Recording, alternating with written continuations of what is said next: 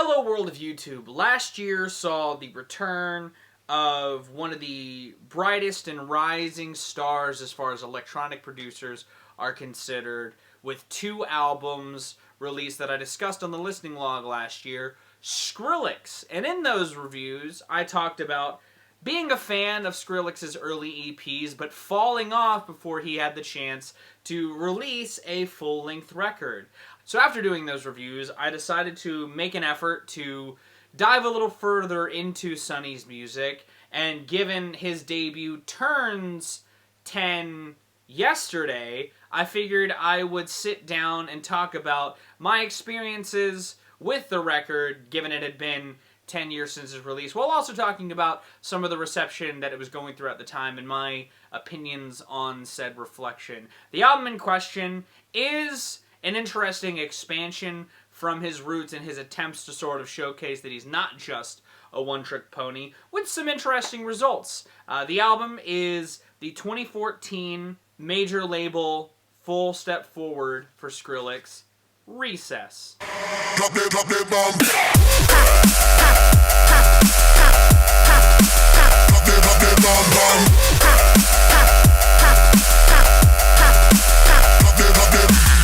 Now, obviously, I get nostalgic for various different musical excursions I've experienced in my life, but my nostalgia for Skrillex always comes in such small, bite-sized pieces.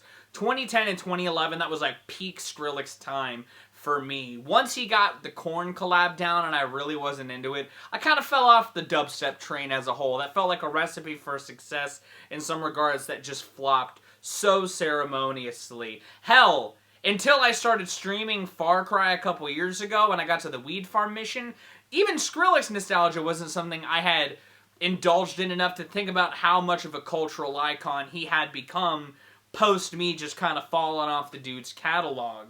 Which in hindsight makes Recess all the more of an interesting spin, because there's parts of this where it feels like Sonny's trying to really branch out from some of the idiosyncrasies it felt like he may have been self-pigeonholing himself into. I mean, it doesn't even feature any of the sample calling cards that he would use for his drops, which he would then use for a nostalgia bait of sorts on A Quest for Fire. But again, I could kind of feel his frustrations when spinning this. You know, he's trying to branch out and do some interesting excursions throughout the electronic genre while not losing that high energy that got him to stardom to begin with. However, in the act of trying to spread the wings, I feel like some of those same genre tropes feel all the more watered down or washed out on this release. You know, while I enjoy the title track, I think the use of Fat Man Scoop, especially in 2014,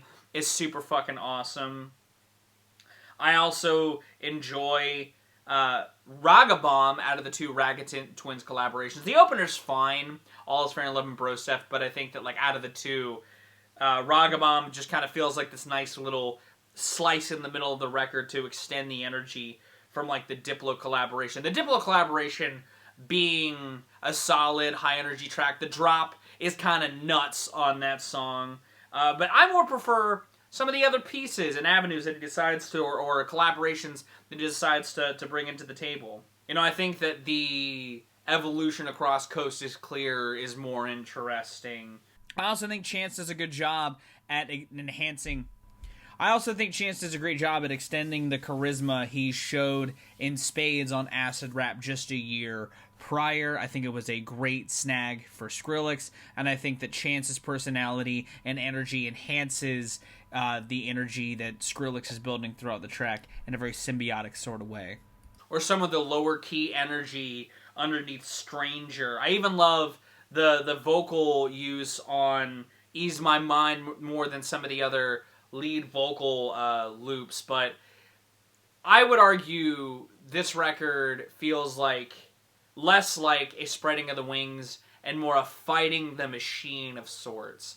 Which is to say, this record feels like it was sort of doomed to fail. You know, by 2014, I know that I had fallen off Skrillex, but Bro Step was kind of a joke in some circles, in the same way Gent was for metalheads. It was just one of those genres that you you didn't try and touch because it was very out of vogue to do so. Which Skrillex tries to get a little tongue-in-cheek with it, but I would argue those bro step moments, because they sound like such watered-down versions of what Skrillex had already done better on those EPs, it also detracts from those experiments. Now, it would also kind of make sense that while Skrillex did have some producer work throughout the years after this, he did only drop one other collaborative record before the two pieces in 2023, because he probably got a little burned with how this record was sort of felt or received, you know? It also kind of seemed like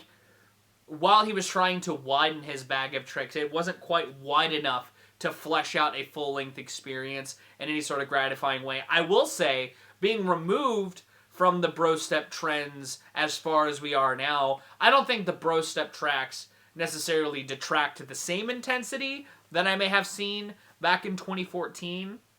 However, I do feel like they're still not as interesting as some of the other elements on here. You know, for as minimal as a track like Doompy Poomp is, I kind of would prefer the lower key atmosphere of that over some of the just, again, cyclical, idiosyncratic ideas that come throughout a track like Try It Out or Fuck That, where the vocal samples just feel all the more monotonous by the track's end. It's funny, I figured I would like this record more than some of my contemporaries may have back in 2014, but I still don't think that it's like the best shining example of what I think Skrillex is capable of as a producer. I think that all the time he spent away from doing full-length releases benefited his two-piece from last year.